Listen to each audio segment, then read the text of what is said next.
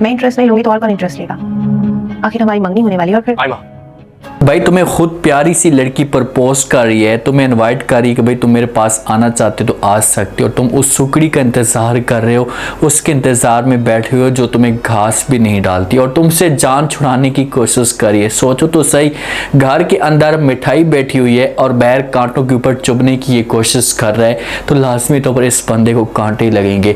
बेरंग ड्रामा ऐसा बीच में थोड़ा बहुत बोर बना है जब से महरोज की डेथ हुई है, लेकिन अब इसके अंदर कुछ ना कुछ इंटरेस्टिंग सीन पैदा होंगे क्योंकि एनी और अफान के बीच में ऐसा बात चलना शुरू हो चुकी है और इस बारे में एमा को बहुत ज्यादा टेंशन है और इसने बार बार अपनी माँ के सामने ये बात की है कि माँ जी आप लोग जल्दी से मेरा काम करवाएं, अफान के साथ मेरी शादी करवाएं। अगर अफान के साथ मेरी शादी ना हुई, देर हुई तो बहुत बड़ा मसला खड़ा हो सकता है और इसी दौरान बहुत ज़्यादा इंटरेस्टिंग और शॉकिंग सीन पैदा होंगे क्योंकि इस दौरान अफान को मौका मिलेगा और वो ज़्यादा से ज़्यादा अपना जो वक्त होगा इसे एनी के साथ गुजारेगा। एनी कैसे अफान के क्लोज होगी, इन दोनों के बीच में सिर्फ और सिर्फ एक ही बात रुकी हुई है। अगर ये दोनों खुलकर बात करते हैं, एक दूसरे के साथ शादी की बात शेयर करते हैं तो फिर आगे की कहानी चल सकती है। नेक्स्ट एपिसोड कितनी ज़्यादा इंटरेस्टिंग होने वाली है, क्या क्या इंटरेस्टिंग चीज़ें आप लोगों को दिखाई जा सकती हैं। इस दिन से अफान ने घर में आकर अपनी माँ को ये बात बताई है कि माँ जी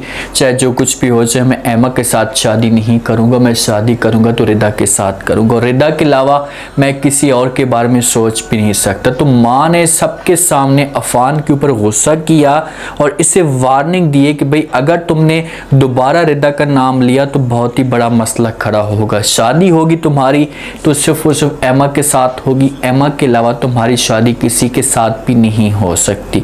तो अफान जब अपनी माँ की ये बात सुनता है तो बड़ा परेशान हो जाता है और पूरे के पूरे जो घर वाले हैं ये अफान को समझाने की कोशिश कर रहे हैं। शरियार भी यही बात समझाता है कि भाई एमा अच्छी है तुम इसके साथ शादी कर लो। उसके बाद एनी भी यही बात करती तो अफान बेचारा मजबूर होता जा रहा है और उससे अब वाज़ेह नज़र आना शुरू हो चुका है कि मेरे पास इसके अलावा कोई और ऑप्शन मौजूद ही नहीं है, मैं इसके अलावा किसी और के बारे में सोच भी नहीं सकता। तो इसी वजह से अब ये रिदा से जान छुड़ाना चाहता है।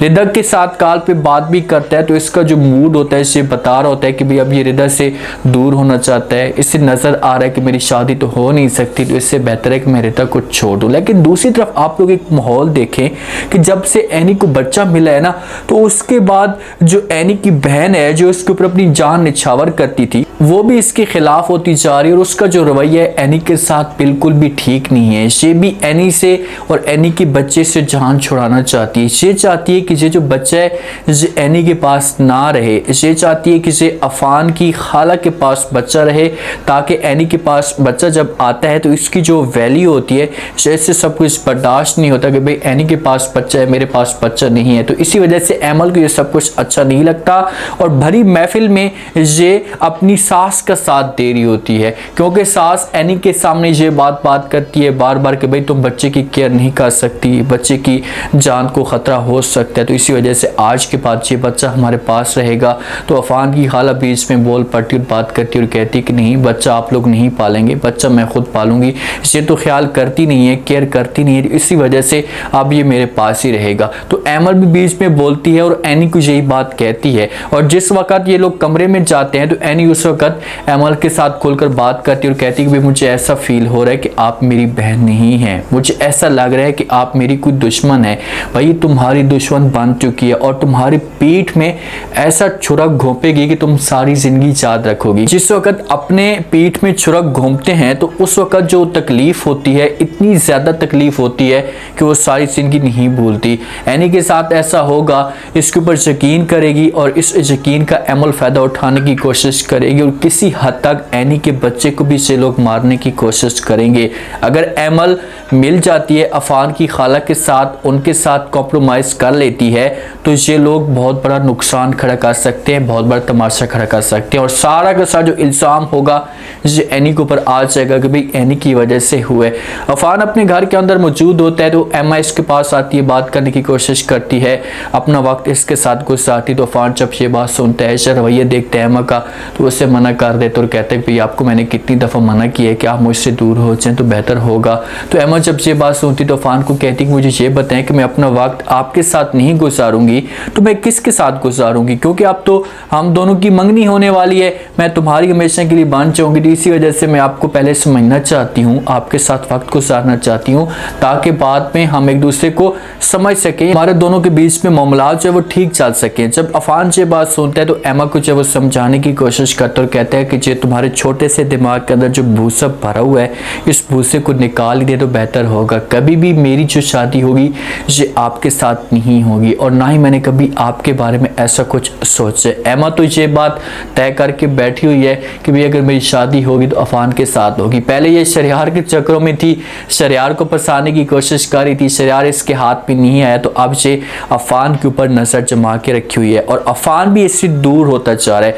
अफान की शादी अगर रिदक के साथ नहीं होती ना तो ये आप मुझसे बात लिख कर ले लें कि ये कभी भी एमा के साथ भी शादी नहीं करेगा, एमा को भी इनकार कर देगा और कहेगा कि भाई चाहे जो कुछ भी हो जाए। माँ को कहेगा कि माँ जी ठीक है आप लोग मेरी रिदक के साथ शादी नहीं करवाना चाहते, मुझे कोई इतराज नहीं है, मैं आपकी बात मानने के लिए तैयार हूँ, लेकिन मैं एमा के साथ भी शादी नहीं करूँगा। और जिस दिन इसने एमा के साथ शादी से इनकार किया, शादी ना हुई और उन लोगों को इस बात का यकीन हो जाएगा कि भाई अब इसके साथ हमारी बेटी की शादी नहीं हो सकती एमा की माँ को, तो फिर एमा की माँ बहुत बड़ा घर के अंदर तूफान खड़ा कर सकती है, बहुत बड़े तमाशे खड़ा करेगी, क्योंकि वो ये समझेगी ये सब कुछ एनी की वजह से हुआ है। और आगे जाकर ये ऐसा जो शो होगा ये पैदा होता जाएगा, क्योंकि अगर रिदक के साथ ताल्लुकात ख़त्म होते हैं अफान के, इनकी बात सिर्फ और सिर्फ एक ही पॉइंट पे जो है वो अटकी हुई है। अफान कह रहा है रिदक को कि भाई मेरी जो माँ है ये बात नहीं मान रही, पहले रिदक के पास वक्त नहीं था, वो बार बार अफान को कहती थी कि मेरी फैमिली नहीं मान रही, अब अफान खुद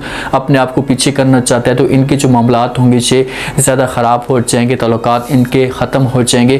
तो फिर इस तरीके से ये रिदक से दूर हो जाएगा, उसका जो चैप्टर होगा ये क्लोज हो जाएगा। तो फिर एमा आ जाएगी, एमा के साथ तो अफान शादी नहीं करना चाहता, 2-3 एपिसोड ऐसे गुजरेंगी, लेकिन ऐसा जो एनी के साथ इसके जो ताल्लुकात होगी ये बेहतर होना शुरू हो जाएंगे। और जिस दिन अफान ने ये बात कह दी कि मैं एनी के साथ शादी करना चाहता हूँ, इसके साथ मोहब्बत करता हूँ, तो फिर देखना कि ये लोग कितना नुकसान पहुँचाते हैं एनी को, इसका जीना हराम कर देंगे, इतना इसके गिर्द दायरा क्लोज करेंगे, इसको इतना जो है वो पीसने की कोशिश करेंगे कि ये जीत तक नहीं पाएगी। हालांकि इसका कोई भी कसूर नहीं होगा, तो सारा कसूर जो होगा जो अफान का होगा, सारी गलती अफान की होगी, लेकिन कोई भी जो मर्द के ऊपर बात नहीं आती। हमेशा ऐसा होता है कि जब लड़की और लड़के के बीच में कोई मोहब्बत चलती है और इससे घर वालों के सामने बात आती है तो सारा का सारा जो इल्ज़ाम होता है इसे लड़की के ऊपर आ जाता है कि भाई लड़की का कसूर है, लड़की की वजह से लड़के ने ये काम किया। तो फिर लड़की को ऐसी जगह पर ये लोग फेंकते हैं, ऐसी जगह पर सजा देते हैं कि वो सारी ज़िंदगी याद रखती है और अपने आप को उसको सज़ा के तौर पर उसका रिश्ता ऐसे इंसान के साथ करवा देते हैं कि वो हमेशा तड़पती रहती है। हालांकि ऐसा नहीं होना चाहिए भाई, अगर आप लोग लड़की को इतनी बड़ी सज़ा दे रहे हैं, पहली बात तो ये कि सज़ा नहीं देनी चाहिए, समझाना चाहिए। अगर सज़ा दे रहे हैं तो उसके बाद आप फिर लड़के को भी उसी तरीके से उसके बराबर की सज़ा दे, ताकि दोनों को बराबर का माहौल मिले। अब ये नहीं है कि लड़की की शादी आगे जाकर लड़के की अपनी मर्जी के मुताबिक हो रही है, वो अपनी लाइफ को ऐसे खुलेआम जी रहा है, उसके ऊपर कोई बात नहीं करता, और जो लड़की है उसकी हमेशा के लिए जिंदगी बर्बाद हो जाती है। ऐसा माशरे में नहीं होना चाहिए। ये ड्रामों से हटकर भी ऐसा होता है, हकीकत लाइफ में भी आप लोगों को बहुत सारी मिसालें देखने को मिलेंगी। अब देखते हैं कि क्या होता है, अफान की और एनी की आपस में मोहब्बत की दास्तान कैसे चलेगी।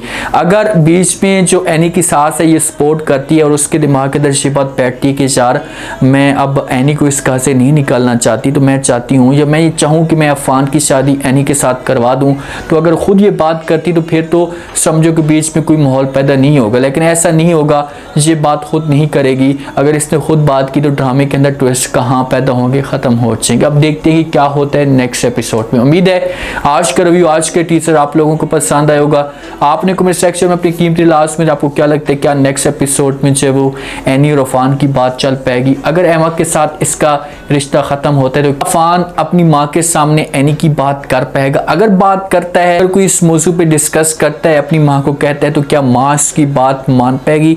माँ बात मानने के बाद घर के अंदर क्या कुछ हो सकता है, कैसे ये लोग उमर को नुकसान पहुंचाने की कोशिश करेंगे। लास्ट में फीडबैक दें और चैनल को लास्ट में सब्सक्राइब कर दें। शुक्रिया।